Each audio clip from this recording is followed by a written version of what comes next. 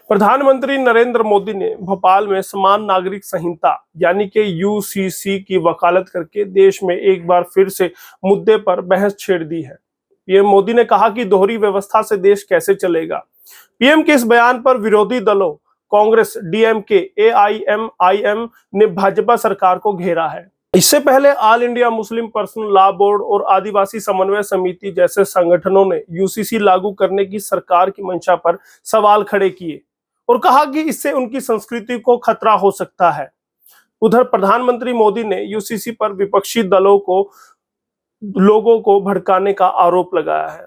एक ही घर में दो कानून कैसे हो सकते हैं? सुप्रीम कोर्ट भी बार बार कह चुका है कि यूसीसी लाओ, लेकिन विपक्षी दल वोट बैंक के लिए इसका विरोध करते हैं। यूसीसी का जिक्र संविधान में भी किया गया है। तो आज उसी यूसीसी यूनिफॉर्म सिविल कोड को जानेंगे। क्या मंशा है भाजपा सरकार की और क्या मंशा है विपक्षी दलों की, वो आज के इस एसएनए में आपको बताएंगे। नमस्कार, स्वागत है आपका एसएनए में। हरियाणा आज का वो शो जो खबरों का विश्लेषण करता है। खबरें होती हैं देश प्रदेश की।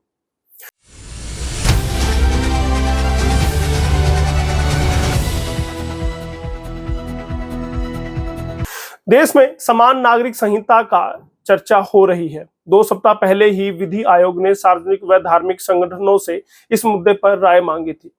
इसके लिए 30 दिन का वक्त दिया गया है। इस बीच प्रधानमंत्री मोदी के बयान ने इस मुद्दे को और ज्यादा चर्चा में ला दिया है। आखिर प्रधानमंत्री ने यूसीसी पर क्या कहा है? समान नागरिक संहिता क्या है? समान नागरिक संहिता यानी यूसीसी का अर्थ है भारत में रहने वाले हर नागरिक के लिए एक समान कानून, चाहे वह किसी भी धर्म या जाति का क्यों ना हो। समान नागरिक संहिता लागू होने से सभी धर्मों का एक कानून होगा। शादी, तलाक, गोद लेने, जमीन जायदाद के बंटवारे में सभी धर्मों के लिए एक ही कानून लागू होगा। यह मुद्दा कई दशकों से राजनीतिक बहस के केंद्र में रहा है। यूसीसी सत्ताधारी भाजपा के लिए, जनसंघ के लिए जमाने से प्राथमिकता वाला एजेंडा रहा है। भाजपा सत्ता में आने पर यूसीसी को लागू करने का वादा करती रही है। यह मुद्दा उसके 2009 के लोकसभा चुनावी घोषणा पत्र का भी हिस्सा रहा है। अब इसके पक्ष और विपक्ष में क्या बहस हो रही वो भी जान लीजिए। यूसीसी लागू होने पर हिंदू कोड बिल, शरीयत कानून, विशेष विवाह अधिनियम जैसे कानूनों की जगह यह ले लेगा। समान नागरिक कानून तब सभी नागरिकों पर लागू होगा, चाहे उनका धर्म कुछ भी हो। उसके समर्थकों का तर्क है कि यह लैंगिक समानता की बढ़ावा देगा, धर्म के आधार पर भेदभाव की कम करने वाला होगा, कानूनी प्रणाली को सरल बनाने में मदद करेगा। वहीं दूसरी ओर विरोध में कहने वाले कहते हैं यह धार्मिक स्वतंत्रता का उल्लंघन करेगा। व्यक्तिगत कानूनों को प्रत्येक धार्मिक समुदाय के विवेक पर छोड़ देना चाहिए। इसके विरोधियों के और क्या क्या तर्क है वो भी जान लीजिए। कई राजनीतिक, सामाजिक, धार्मिक संगठन यूसीसी लागू होने का विरोध कर रहे हैं। कांग्रेस के महासचिव केसी वेणुगोपाल ने यह बयान में कहा कि पीएम मोदी को पहले देश में गरीबी, महंगाई, बेरोजगारी के बारे जवाब देना चाहिए। वह मणिपुर मुद्दे पर कभी नहीं बोलते। पूरा राज्य जल रहा है। वह सिर्फ इन सभी मुद्दों से लोगों का ध्यान भटका रहे हैं, इसीलिए यूसीसी की बात करते हैं। उधर एआईएमआईएम प्रमुख असदुद्दीन ओवैसी ने पीएम मोदी के बयान पर निशाना साधते हुए क्या कहा? भारत के प्रधानमंत्री भारत की विविधता और उसके बहुलवाद को एक समस्या मानते हैं, इसलिए वह ऐसी बातें करते हैं। मैं उन्हें चुनौती देता हूं कि क्या वे हिंदू अविभाजित परिवार को खत्म कर सकते हैं? अगर नहीं तो फिर यूसीसी क्यों? जाइए पहले पंजाब में सिखों को यूसीसी के बारे में बताइए, देखिए वहां क्या प्रतिक्रिया होती है। कहीं ना कहीं वो चाहते हैं कि देश में जो अलग क्षेत्र है, जो अलगवादी हैं, अलगाववादी हैं, जो अलग मांग करते हैं, कहीं ना कहीं उनकी ओर मोदी का ध्यान केंद्रित कराना चाहते हैं। मुस्लिम बोर्ड से जुड़े मौलाना खालिद रशीद फिरंगी महली ने कहा, बोर्ड समान नागरिक संहिता का पुरजोर विरोध करेगा। हम विधि आयोग के सामने अपनी बात और मजबूती से रखकर सरकार के प्रस्तावित कदम का मुकाबला करने की रणनीति बना रहे हैं। पिछले कई साल से राजनेता चुनाव से ठीक पहले समान नागरिक संहिता का मुद्दा उठाते रहे हैं। इस बार भी यह मुद्दा 2024 के चुनाव से ऐन पहले सामने आ गया है। कहीं ना कहीं फिरंगी महली वो याद दिलाना चाहते हैं कि ये चुनावी मुद्दा है, चुनावी स्टंट है और 2024 से पहले ये सामने आ गया है। यूसीसी पर केंद्र का क्या रुख है वो भी समझ लेते हैं। केंद्रीय मंत्री मीनाक्षी लेखी ने मंगलवार को कहा कि देश में समान नागरिक संहिता लागू की जानी चाहिए ताकि महिलाओं को घरों में वह स्थान मिले जिसकी वे हकदार है। उन्होंने आगे कहा, एक देश में दो कानून नहीं हो सकते। इससे पहले केंद्र ने पिछले साल समान नागरिक संहिता पर उच्चतम न्यायालय में अपने हलफनामे में कहा था कि विभिन्न धर्मों संप्रदायों के लोग अलग अलग संपत्ति और वैवाहिक कानूनों का पालन करते हैं जो देश की एकता और अखंडता के खिलाफ है। अब लोग कहते हैं कि आर्टिकल 370 राम मंदिर और अब यूनिफॉर्म सिविल कोड, पीएम ने यूं ही नहीं इसकी बात की है। तो आप समझ लीजिए कि बीजेपी का पूरा प्लान आखिर है क्या। पीएम मोदी के बयान के बाद विपक्षी पार्टियां भले ही हंगामा कर रही हो, लेकिन बीजेपी इस पर आगे बढ़ती हुई दिखाई दे रही है।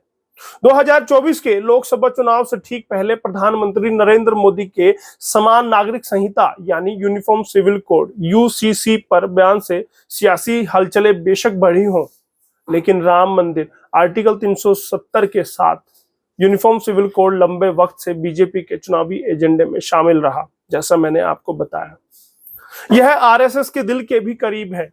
बीजेपी अपने दो बड़े चुनावी वादे यानी राम मंदिर और आर्टिकल 370 को पूरा कर चुकी है और अब पीएम के बयान से जैसे संकेत मिल रहे तो यूसीसी पर अब अगला काम होगा।